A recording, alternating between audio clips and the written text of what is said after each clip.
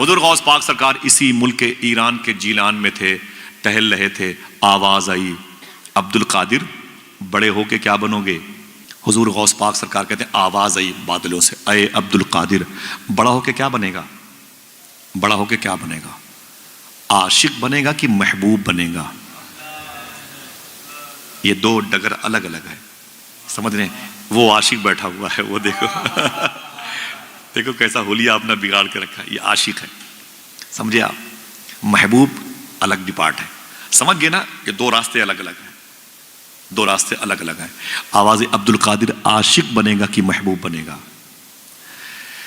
گھر میں آئے، اپنی ماں سے لپٹ گئے، بولے میری ماں آواز آئی ہے عبد القادر کیا بنے گا؟ تو ماں نے کہا بیٹے جلد بازی میں کوئی فیصلہ مت کرنا، سوچ لے تو کیا بننا چاہتا ہے، یعنی آرٹ سائڈ سے، سائنس سائڈ سے تو بی ایم ایس کرنا چاہتا ہے، ایم بی بی ایس کرنا چاہتا ہے، تو کدھر جانا چاہتا ہے؟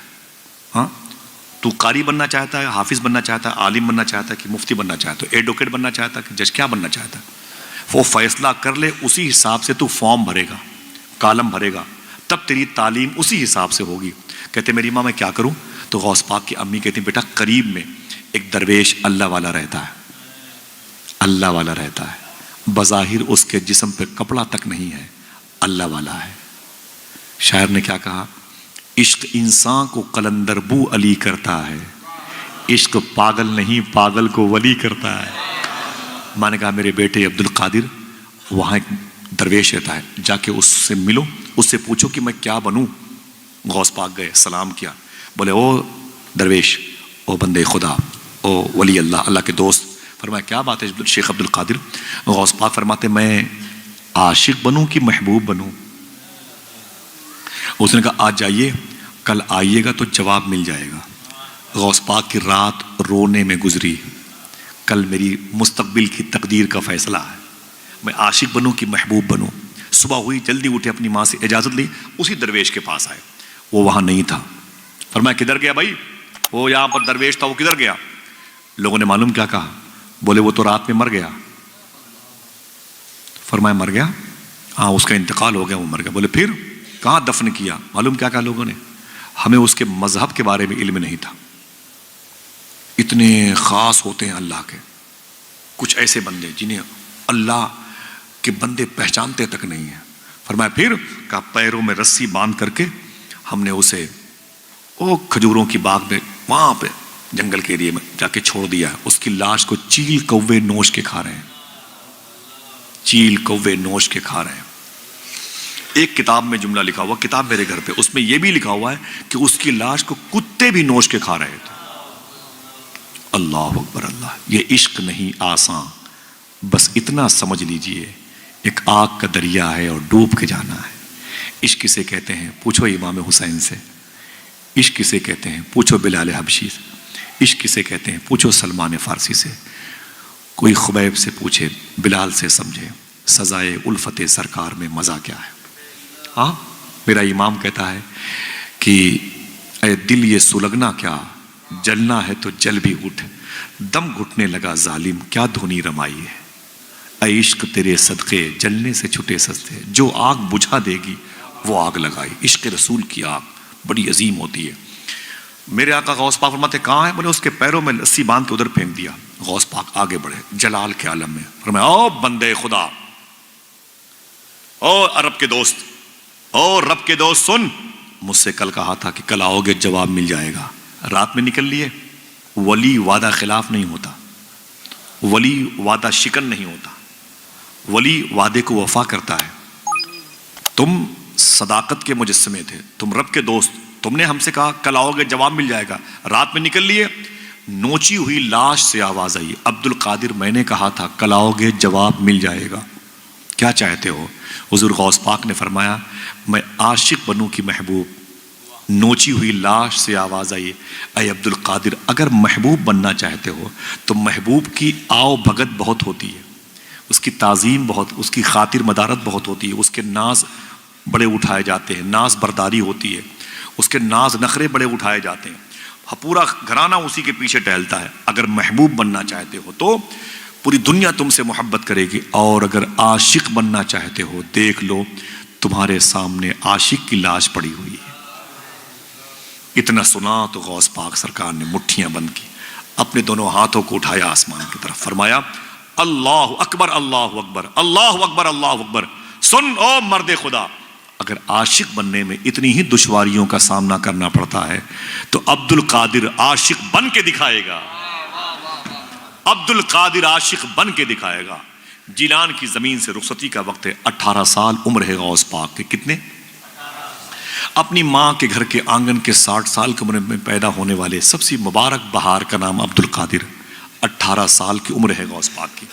اپنی ماں کے پاس آئے، بولے امی، کہا کیا بات ہے؟ کہا میری ماں، کہا کیا بات ہے؟ کہا میں بغداد شریف جانا چاہتا ہوں۔ کہا کیوں؟ کہا کہ میں وہاں ایک مدرسے میں تعلیم حاصل کرنا چاہتا ہوں۔ ماں نے بیٹے کو سینے سے لگا لیا، رو کے بولی میرے بیٹے عبد القادر جا، تو میری خدمت کے لیے نہیں پیدا ہوا، تو اپنے نانا کے دین کی خدمت کے لیے پیدا ہوا، تو میرا پہلا اکلوتا بیٹا ہے، جا میرے بیٹے سچ بولنا۔ غوث پاک کی امی نے کہا تھا سچ بولنا، جا میرے بیٹے جا۔ پھر رو کے بولی اے میرے بیٹے، تیری اور میری بجسم آخری ملاقات ہے، کون ماں چھوڑے گی اپنے جوان بیٹے کو؟ 18 سال کی عمر کی، ایک گاڑی کمائی تھی مخدومہ فاطمہ ام الخیر کی، لیکن حضور کے دین کی محبت میں چھوڑ دیا۔ کہتی جا میرے بیٹے جا، تیری اور میری آخری ملاقات ہے، اس کے بعد بجسم ملاقات نہیں ہوگی میرے بیٹے۔ لیکن ایک بات سن۔ کہا کیا؟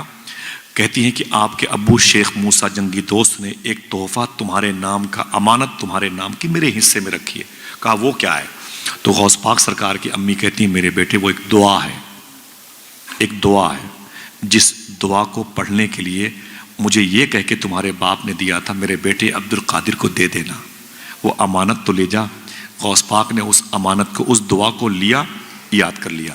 90 سال کی عمر ہوئی غوث پاک کی تو اپنے بیٹے سے کہنے لگے اے میرے بیٹے، بغداد شریف میں بڑھاپے کی وجہ سے میں نے سارے وظیفے پڑھنا بند کر دیے، لیکن وہ وظیفہ میں نے کبھی بند نہیں کیا جو مجھے میری ماں نے بتائے تھے۔ پھر ایک جملہ خوشخبری کے طور پر فرماتے ہیں حضور غوث پاک سرکار فرماتے ہیں سنو میرے بیٹو، میرا ولایت کی دنیا میں جو پرموشن ہوا ہے اسی وظیفے کی بنیاد پر ہوا ہے۔ یہ وظیفہ مجھے شبیر بھائی، عرفان بھائی، جس نے مجھے دیا تھا، 25,000 لوگوں نے اس کے ہاتھ پر اسلام قبول کیا ہے۔ ہر نماز کے بعد اسے 11 مرتبے پڑھنا چاہیے، اللہ توفیق دے تو انشاءاللہ، اگر کہو تو اس مبارک مجلس میں پڑھ لیا جائے، دل کہے تو اسے ریکارڈ کر لے۔ بہت ہی چھوٹا سا ہے، بہت عظیم وظیفہ، وظیفہ غوث اعظم کہلاتا ہے، سمجھ رہے ہیں؟ اس کو یاد رکھیے گا، بہت بہت نارمل ہے، اس کے اثرات جلدی مرتب ہوتے ہیں دلوں میں۔ پڑھیں بلند آواز سے، بسم اللہ الرحمن الرحیم، سب لوگ پڑھیں بسم اللہ الرحمن الرحیم۔